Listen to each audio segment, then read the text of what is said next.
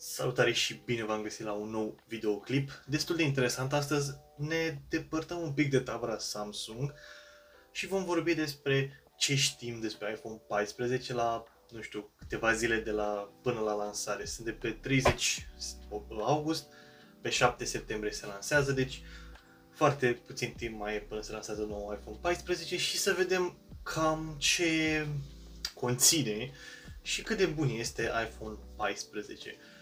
După aceea o să revin cu un video peste o săptămână când se va lansa oficial iPhone 14. Să vedem dacă am avut dreptate și bă, e bun sau nu e bun?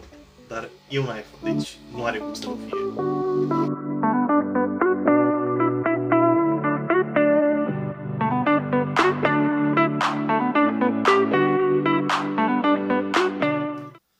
Bun, ce știm până în momentul de față? Ei bine, vor fi 4 modele: Pro, Pro Max, 14 simplu și 14 Max. L-am lăsat la urmă căci ăsta din nou este un pic diferit pentru că nu a mai fost până acum. După cum bine știm, Mini, cel de-a 4-lea model de iPhone lansat în serie, nu s-a vândut atât de bine și niciodată nu se vindea. Așa că cei de la Apple au decis să-l scoată pentru că da, nu se vindea bine și l-au înlocuit. Culmea, el era mini, l-au făcut Max. Deci, practic, e un iPhone 14 Max cu specificații de 14. Deci, avem un model de iPhone 14 Max. Din punctul meu de vedere, iPhone 14 Max o să fie cel mai bine vândut iPhone. Cred că va fi așa, pentru că, practic, este ca mărime ca un iPhone 14 Pro Max, dar are specificații de 14. Deci, un pic mai rafinate pe aici, pe corp. Deci clar, eu cred că o să fie un sweet spot și să vedem dacă chiar așa o să fie peste numai o săptămână. Ce mai e foarte puțin. Deci, practic, avem două modele de telefon anul ăsta, fiecare cu variantele Max. Foarte tare! Chiar sunt curios să văd cum o să arate 14 Max și poate mă intrigă să și dau banii pe un iPhone, dar mă rețin un pic pentru că la sfârșitul videoclipului vom avea și o concluzie dacă îmi voi cumpăra sau nu.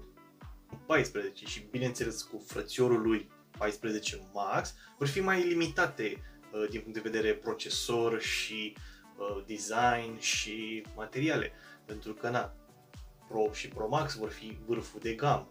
Acum, na, cum am zis, vom vedea atunci când se vor lansa, dar din istoria Apple cam așa s-a întâmplat. Alea mici sunt mai limitate, alea mari sunt cele mai bune, bine, nu că și asta n-ar fi bune, cele mai bune și top of the top.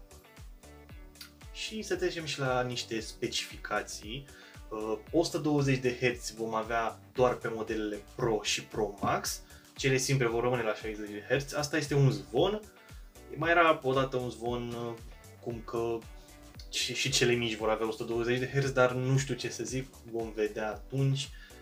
Eu cel puțin tind să cred că vor fi doar cele Pro și Pro Max cu 120 de Hz. Oricum vor fi OLED-uri, deci foarte, foarte tare. Plus că, vom vorbi și despre chestia asta mai încolo, iOS 16 va aduce Always On Display abia acum pe iOS. Deci va profita de ecranul ăla AMOLED în totalitate, nu avea până acum. De anul ăsta o să aibă Always On Display pe iPhone. Și am impresia că vor fi disponibile doar pe seria 14, nu sunt sigur, vom vedea. Legat de design, iPhone 14 și 14 Max vor avea în continuare acel notch, după cum bine știm, iar modelele Pro și Pro Max, ei bine, vor avea gaură în ecran. Da, Apple renunță după atâta timp la notch doar pe modelele mai scumpe. Și asta este o mișcare de marketing destul de interesantă, pentru că practic te va obliga să îți iei modelul ăsta mai mișto, cu gaură în ecran, pentru că este ceva nou. Da, probabil că așa va fi, cu gaură în ecran, fără notch, iar cele simple vor avea notch. Nu știu ce să zic, aici mie îmi place cu gaură în ecran pentru că ai mai mult ecran și nu te mai deranjează acel notch, dar vom vedea ce preferă utilizatorii în decursul anului, evident. Dacă e să vorbim despre materiale, normal vor fi materiale premium. Am înțeles că se vrea a fi ceva titan, dar este destul de greu de procurat, deci se va rămâne pe oțel și aluminiu pe modelele mai ieftine, gen 14 și 14 Max. Pe Pro și Pro Max va fi oțel inoxidabil, foarte tare și vom vedea dacă chiar va fi din titan, dar este destul de greu să procuri titanul în zilele noastre, mai ales cu această criză de materiale, deci vom vedea dacă chiar așa o să fie. Bun, acum trecem la un capitol destul de important, procesor. Ei bine, anul ăsta Apple o să implementeze nou procesor A16 Bionic doar pe modelele Pro și Pro Max, iar cele simple vor rămâne cu procesorul de anul trecut. Nu mă înțelegeți greșit, și 16 și 15 sunt foarte bune, deci procesoarele astea sunt extraordinar de bune. Puteau să lase pe A15 și pe cele noi, dar trebuia să zică că, pentru marketing, că uite, A16 mai bun, mai potent, în fine. Chestia asta o face Apple din cauza crizei de semiconductori. Toți producătorii au fost loviți de această criză, după cum ați văzut, nu mai sunt atât de multe telefoane și da, trebuie să ne obișnuim cu această criză. Probabil că o să treacă peste câtva timp, dar momentan, în prezent, chiar și Apple va pune procesoare mai vechi pe telefoane.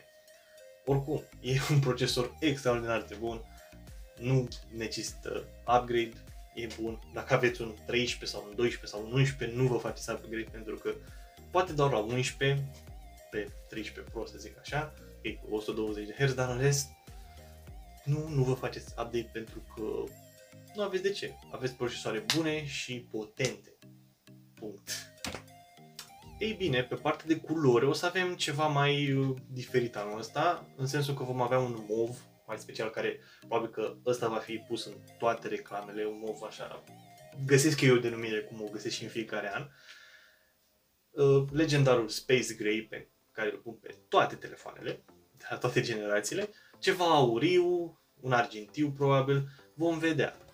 Încă nu se știe sigur, pe 7 septembrie se lansează, deci o să vedem atunci. Din punctul meu de vedere, Space Gray arată bine, poate o să vedem și niște verde, cum a fost pe iPhone 11, verdele la mat, așa, foarte tare, și pe iPhone 13 au mai pus un verde, dar nu au fost atât de wow. Și ajungem la chestia care pe mine unul mă seacă și nu înțeleg, bine, înțeleg într-o oarecare măsură de ce, absența USB-C pe iPhone. Da, iPad mini are, dar iPhone nu are. Sper să introducă momentan în 2022, nu, chiar nu o să aibă, deci iPhone 14 nu o să aibă USB-C. Deci, da, atunci când o să aibă USB-C o să mă trec și eu pe iPhone. Momentan ei sunt pe Lightning. Pentru cei care nu știu, Lightning-ul este o mufă destul de înceată, viteza de transfer înceată, viteza de încărcare și compatibilitate, să zic așa. Dar ei fac bani o grămadă din acest USB Lightning.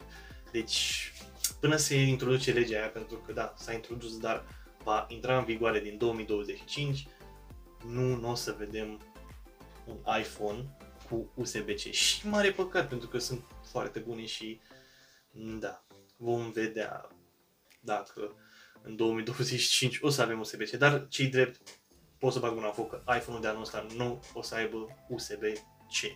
Nada. Pe partea de camere vom avea un nou senzor de 48 de megapixeli. În sfârșit, trec și ei de pe senzorul ăla de 12 megapixeli pe unul de 48, care face pixel binding, adică tot o poză de 12 megapixeli o să ai, doar că o să aibă ceva mai multe detalii. În schimb, vor fi toți senzorii aceia cu stabilizare Swift din aceea șmecheră. Da, îmi place, se vede bine pe video. Oricum, iPhone-ul încă este rege pe filmare, nu l-a depășit nimeni. Filmarea pe iPhone este wow. Și tot senzorul ăsta de 48 de megapixeli va fi capabil de filmare 8K. Pentru că da, nu numai Samsung să aibă și alți concurenți, și Apple va introduce 8K. Să vedem. Eu sper să fie așa, 8K măcar 30 de fps, nu 24, și probabil stabilizat optic, dar senzorul e destul de mic, deci nu știu cât o să fie stabilizat optic. Dar vom vedea dacă va fi așa sau nu cu 8K. Oricum, filmări, poze foarte tare, mai ales că avem 48 de megapixeli, și dacă sunt făcuți de Apple, clar vor fi foarte tare. Deci nu cred că o să fie atât de prost iPhone 14, chiar va fi foarte bine. Toate modelele 14 Max, Pro și Pro Max vor fi foarte tari. Bun, și cam atât. Asta a fost videoul nostru, un pic mai scurt, pentru că da, am întârziat cu ce știm despre iPhone 14 până în momentul de față. Pe 7 septembrie se lansează și vom fi martori la o revoluție? Probabil nu. Ei bine, iPhone 14 o să fie destul de bun, eu sper să fie, cam astea specificațiile, da, și bineînțeles iOS 16, Always On Display și multe alte posibilități foarte tari. Dacă ai un iPhone mai vechi, dă-ți update-ul, merită, este iPhone, o să meargă bine.